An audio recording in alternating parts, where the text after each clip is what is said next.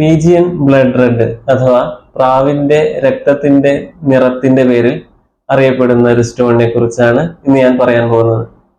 World famous ആയിട്ടുള്ള Burmese റൂബിയാണത്. ബർമയിലെ മോഗോക്ക് എന്ന് പറയുന്ന വാലിയിൽ നിന്നാണ് ഇതിന്റെ മൈനിങ് പ്രധാനമായി നടക്കുന്നത്. അതേപോലെ തന്നെ ഈ ഒരു പേര്, ആ ഒരു കളറിന് ആ ഒരു പേര് വരാനുള്ള ഒരു പ്രധാനപ്പെട്ട കാരണം അതിന്റെ ഹൈലി സാച്ചുറേറ്റഡ് റെഡ് കളറാണ്.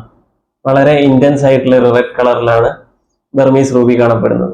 പ്രാവിന്റെ രക്തം അല്ലെങ്കിൽ അതിന്റെ കണ്ണുമായിട്ടൊക്കെ സാദൃശ്യപ്പെടുത്തിയാണ് ആ ഒരു പീജിയൻ ബ്ലഡ് റെഡ് എന്ന് വിളിക്കുന്നത്. ഇതിനുള്ള ഒരു പ്രധാനപ്പെട്ട കാരണം എന്ന് പറയുന്നത് ഇതിലെ കെമിക്കൽ കണ്ടന്റ് ആണ്. റൂബിക്ക് റെഡ് കളർ കൊടുക്കുന്നത് ക്രോമിയം എന്ന് പറയുന്ന എലിമെന്റ് ആണ്. അപ്പം ഈ ബർമീസ് റൂബിയിൽ കൂടുതലും ഹൈലി ക്രോമിയം റിച്ച് ആയിട്ടാണ് നമുക്ക് കാണാൻ സാധിക്കുന്നത്. മറ്റുള്ള മൈൻസിലുള്ള റൂബി ഈ ക്രോമിയത്തിന്റെ കൂടെ തന്നെ ചില സമയങ്ങളിൽ അയേണിന്റെ കണ്ടന്റ് കൂടെ വരുന്നുണ്ട്. അപ്പൊ അതുകൊണ്ട് തന്നെ അത് കുറച്ചുകൂടെ ഒരു ബ്രൗണിഷ് കളറിലേക്ക് അല്ലെങ്കിൽ ഡാർക്ക് കളറിലേക്ക് മാറിപ്പോകുന്നു. പക്ഷേ ഈ Burmese Ruby highly red saturated ആണ്. അപ്പൊ അതുകൊണ്ട് തന്നെ ഇതിന്റെ പ്രൈസും വളരെ ഹൈ ആണ്.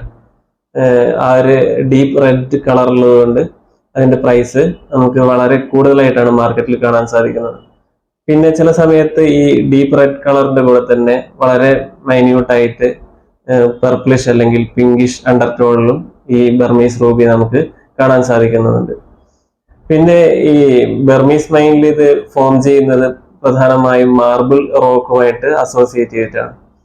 അതേപോലെ തന്നെ ഇതിന്റെ മെയിൻ ആയിട്ടുള്ള ചില ഇൻക്ലൂഷൻസ് ആണ് റൂട്ടൈൽ നീഡിൽസ് അല്ലെങ്കിൽ സിൽക്ക് എന്ന് പറയുന്നത്. റൂട്ടൈൽ നീഡിൽസ് ഇന്റർസെക്ട് ചെയ്ത് വരുന്ന ഇൻക്ലൂഷൻ എന്ന് പറയുന്നതാണ് സിൽക്ക് ഇൻക്ലൂഷൻ.